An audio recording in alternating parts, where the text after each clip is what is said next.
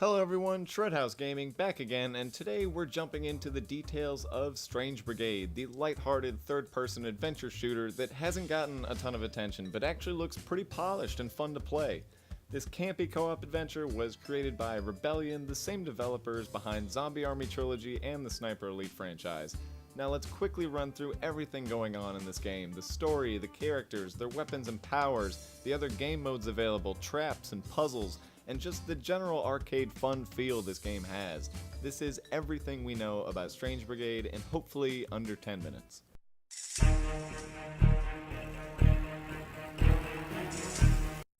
Alright, as usual, let's start with the story, which is, well, strange. It's set in the 1930s, and the Strange Brigade are all members of a worldwide group of adventurers and archaeologists simply called the Department of Antiquities. They've come into Egypt to stop an ancient evil queen named Seteki that has reawakened thanks to some other careless archaeologist. The entire game can be played by yourself or co-op with up to 3 other players.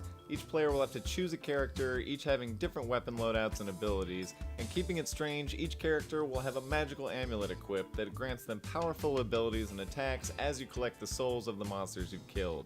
Now, as you explore through the campaign, you'll find puzzles that once solved will lead you to new areas containing powerful upgrades like new amulets and gems that kind of fit into your weapon like a skill tree, giving your guns new attributes like either quickening reload speed or changing your ammunition type, maybe making it incendiary. But being that amulets are your greatest weapon in the game, let's look a little deeper into what they exactly do.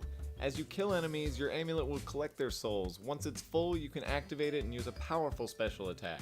Each character starts with a specific amulet, but as you progress through the game, you can find new amulets with different special abilities. Now, activating the amulet can be tricky. It takes a full 4 seconds to charge the amulet fully, and you'll want to avoid taking any damage while charging it to maximize its effect.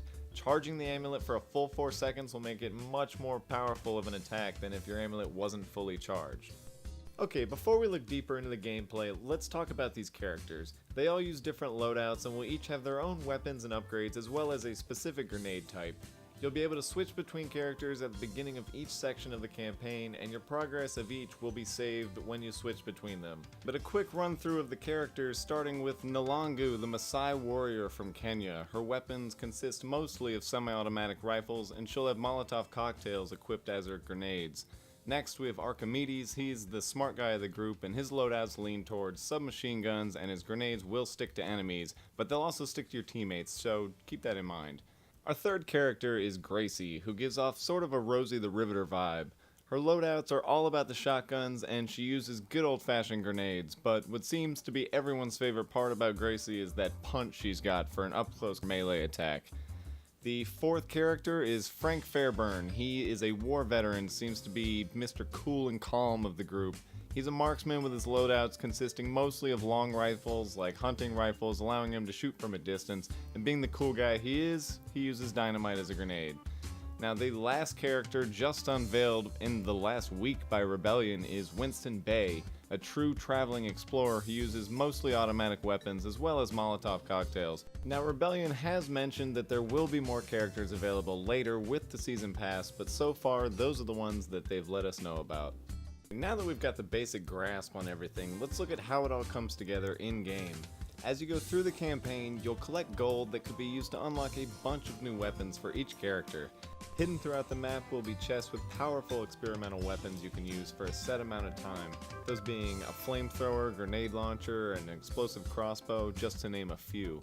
Now, when you get killed, you will come back almost immediately. You'll pop out of a nearby conveniently placed coffin, but you will lose all the gold that you've racked up, so unlocking all the weapons for each character's arsenal is not going to be that easy of a task. But once you finish the level, the gold you manage to accumulate and keep will be stored so you won't lose it in the next section. You'll also have to keep in mind that while your guns won't damage teammates, your grenades definitely will, which is probably going to get a little hectic when someone bounces one off the wall back into the team, so just make sure you know where that explosive is going to land before you toss it. And while you'll need to somewhat work together during combat, the puzzles throughout the campaign are going to take some actual teamwork and communication to solve, but taking the time to explore and solve all the puzzles will help find all kinds of upgrades and gold loot. These puzzles will have to be solved in a few different ways, but it will generally involve things like pressure plates and shooting something either in a specific order or moving puzzle pieces into place. Some puzzles can only be solved by specific characters, so without all 4 present, you will have to replay the level with that character to unlock it. There are also many areas that have multiple paths you can take, so each level will have new parts to explore if you go back and replay it. Another big part of this game will be the traps. Traps can be activated by shooting a highlighted mark on the traps themselves, but remember that while traps are incredibly useful against enemies, they can also hurt you and your teammates, so be careful. Large enemies can also break traps, making them useless when you may need them later, such as spinning blades that will break off on a larger enemy, leaving you absolutely helpless when the next horde of ghouls shows up. There are also 2 other game modes you can play besides the regular campaign. Score Attack, which is an even more arcade-like version of the campaign, allows you to go through each level and amass as many points as possible, with the added touch of your points adding up on the screen, as well as showing hit point counts as you mow enemies down, and the narrator sitting there cheering you on in that 30s voice. Horde mode will be as it is in most other games, in that it's a wave-based mode with each wave increasing in difficulty until eventually no one will be able to survive. Simply put, this game looks fun. It isn't anything amazingly groundbreaking, but looks to play well, and going through an entire campaign in co-op with your friends or even random players is gonna be a good time.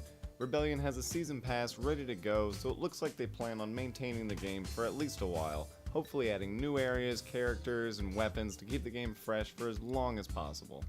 But we have reached the end of this one. Let me know whether or not you'll be playing this game down in the comments. As always, we appreciate you sticking it out till the end. You can check out all of our content on the ShredHouse Gaming page, and feel free to subscribe and tap the bell to never miss our videos. Thanks for watching, see you next time.